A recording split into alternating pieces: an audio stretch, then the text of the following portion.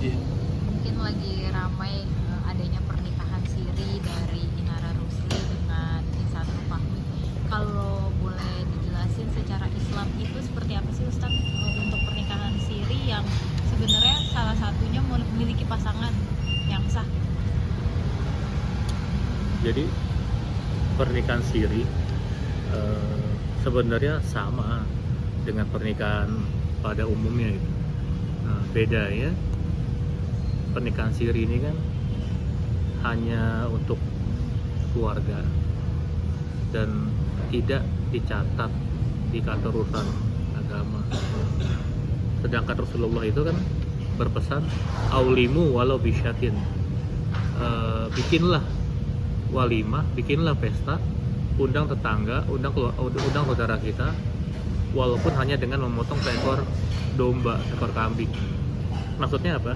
Agar di kemudian hari kalau kita gandeng pasangan kita ke mall, ke pasar, ke tempat wisata, nggak terjadi fitnah. Apalagi sekarang kan zaman medsos ya, netizen kita kan kepo, dan netizen kita kan netizen paling kejam di dunia. Ini banyak nanti asumsi macam-macam.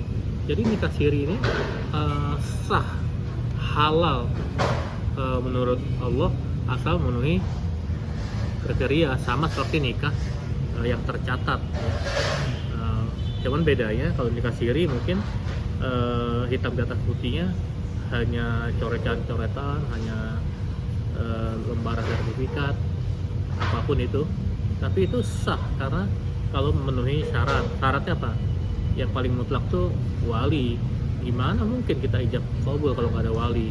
Wali ini kan kalau orang tua udah meninggal bisa jatuh ke paman, bisa jatuh ke kakek, bisa jatuh ke saudara kandung. Tapi kalau mereka masih hidup tapi mereka melemparkan tongkat estafet ke penghulu, boleh. Tapi kan tetap disaksikan oleh wali yang menurut syar'i dibenarkan gitu. Kadang kan karena acara sakral, kadang-kadang suka grogi, kadang-kadang suka takut belepotan gitu. Kadang-kadang takut jadi merusak momen gitu. Kadang kan mewek terus, nangis terus gitu. Boleh, tapi mesti ada wali dan harus ada 2 saksi, harus ada mahar. Nah, selama itu sah, tapi kalau bisa jangan siri-sirian lah gitu. Kalau bisa ya kita kan umat Rasulullah aja nyuruh kita pesta. Kalau siri itu di otak-atik gimana, yang rugi tetap perempuan. Apalagi kalau sampai nanti punya keturunan, akan sulit mencatatkan dokumen, akte dan lain sebagainya. Pak Ustadz, tapi kan dalam pernikahan siri ini yang satu memiliki pasangan ya Pak Ustadz. Apa kalau dalam nikah siri ini seorang laki-laki tidak perlu ada izin menikah secara siri dari istri sahnya Pak Ustadz? Sebenarnya nggak ada satu kewajiban untuk minta izin, tapi kan capek hidup kita kalau kita ngumpet-ngumpet. Kita akan banyak penuh dengan kebohongan gitu. Idealnya ya kita izin lah, kita menghargai pasangan hidup kita selama ini. Jangan mentang-mentang ada yang baru, yang lama, yang berjuang dari fondasi kita lupakan gitu. Jadi walaupun perintahnya jelas di Al-Quran, fangfihu ma taba lakum minan nisa masna wa thulatha wa ruba'.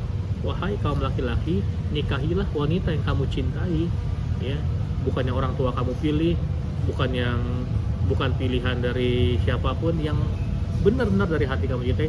Masna wa thulatha wa ruba', 2, 3 atau 4. Nggak ada perintahnya laki-laki nikahlah wanita 1 saja. Tapi ada yang protes, Ustadz kan ada ayat berikutnya, ini kan tafsirul ayat bil ayat, wa in kuntum ala ta'dilu fa wahidah. Jikalau kamu tidak bisa berlaku adil, cukup 1 saja. Ya, kadang-kadang manusia ini nggak bisa berlaku adil. Kadang-kadang biar gimana juga yang muda yang lebih memikat ya. Nambah juga istri muda ya. Kadang-kadang kentutnya juga bau durian ya. Jadi ini apa? Pandangan-pandangan nafsu duniawi di mana-mana, rumput tetangga lebih hijau, lebih memukau daripada rumput di halaman rumah sendiri. Nah, tanggapan Ustadz terkait pernyataan ini?